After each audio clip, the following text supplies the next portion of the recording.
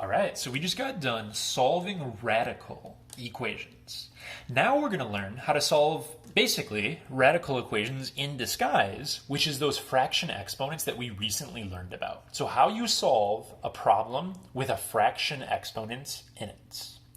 Now, when I let kids just think about this and I say, hey, figure out what's going on here, what I find that a lot of kids do is they end up converting this. So somewhere along the way on this first problem, they would rewrite it and be like, oh yeah, that's the square root and that's x to the fifth. They put it into radical form and then they do it like all those problems from that video we just finished. That is actually totally good. If you would have thought to do it that way, that's great. And it actually does work out, but there is an easier option than converting it. So you do not need to turn these into radicals to be able to do them. What we're going to do is get x all by itself using easy math, like we always do. So we're going to subtract 1. And after we do that, we are going to divide by 3 to both sides. So I'm going to have x to the 5 over 2 power equals, and this side right here is going to make a 32. For my next step, I am going to cancel out a 5 over 2 power. I am going to do that by introducing my own exponents of the reciprocal. So I am going to toss down a 2 over 5 power to each side. Why is that helpful? Well, you would have to multiply the exponents right here. That's going to make 10 over 10, which is just 1. So this side, those cancel each other. They just say x. And I need to figure out what this guy is equal to. I could use a calculator and just type it in. That wouldn't be very hard to do. But in our last video, or a couple of videos back now, we learned how you evaluate this yourself. I would do the fifth root part first. So the fifth root of 32 is going to be 2. And then I have to take that answer of 2 to the second power. If you type it in the calculator, you will get x equals 4. And 4 is the solution to this problem. You can plug it back in just to make sure it works, but you can take my word for it. It does work in this example. So we got our answer. So our rule for these is going to be to raise both sides to the reciprocal power. If you just flip your exponents, it will cancel and it's nice and easy to solve. All right. So, on this next example, I would add the 3 first. Always get the stuff away and get the exponent guy all by itself, or as close to that as you can. Now I have a parenthesis to the 4/3 power equals 625. If I want to cancel out a 4 over 3 exponents, I will do my own exponent to both sides of 3 over 4. Okay? So when I do that, these are going to cancel each other out. They're going to wipe out. I'm going to have just x minus 9. On the other side, again thinking about doing evaluating, the 4th roots of 625 is a 5. So 4th root 625 is 5. 5 to the 3rd power is 125. Or again, and you can just type it in the calculator. Calculator will tell you the answer. But there is one other thing we need to remember when we do this problem.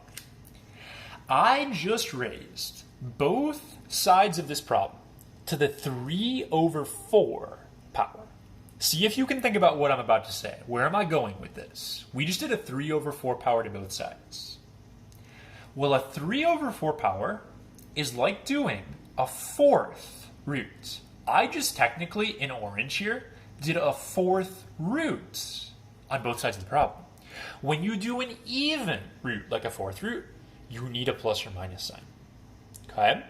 My last problem, I did a 5th root to both sides, bottom number was 5, bottom number was 5. No plus or minus, didn't even mention it. But if you do an even bottom to both sides here, you got to put a plus or minus. So remember, plus or minus when doing even roots to both sides. There's some guy with like a chainsaw outside. I hope you can't hear that in the video. It's kind of annoying. I'm going to go ahead and finish this problem off now by adding 9. And remember, you have to stick it in front of the plus or minus sign. So I'm going to get 9 plus or minus 125. 9 plus 125 is going to be one answer of 134.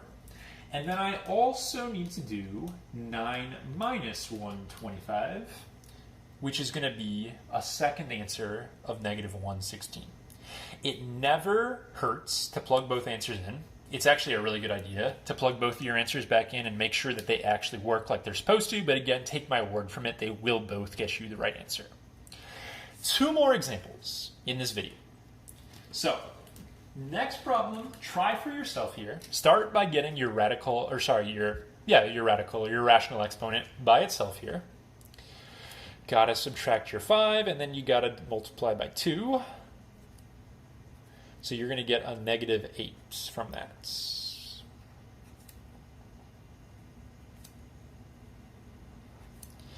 So then I'm going to do my exponent to both sides. That's going to be an exponent of 5/3.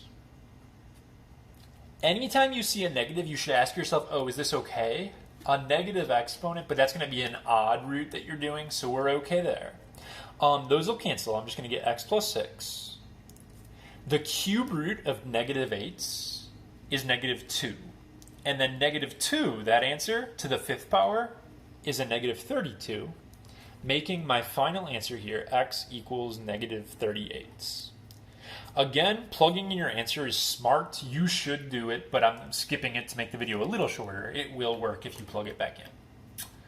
That takes us to our last problem. On this last example, I'm going to start by subtracting 9. So I'm going to have x minus 2 to the 7/4 power equals a negative 1. Now, I just got done doing a problem with a negative number right here. But what I had in blue is I had a 5th root equal to a negative. And then when I did my root, I did a cube root on a negative. Both of those are odd. So this was okay. This is going to work. What I have right here is I actually have a 4th root that is equal to a negative number. Even roots cannot equal negative numbers. This is a no solution, and if I would have solved this problem, my answers would have been extraneous.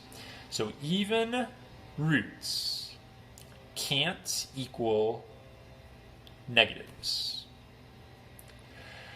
So you just shut the problem down. Oh, 4th root equal to a negative? No good. Basically, if you see a negative, you should pause and ask yourself if it's all right.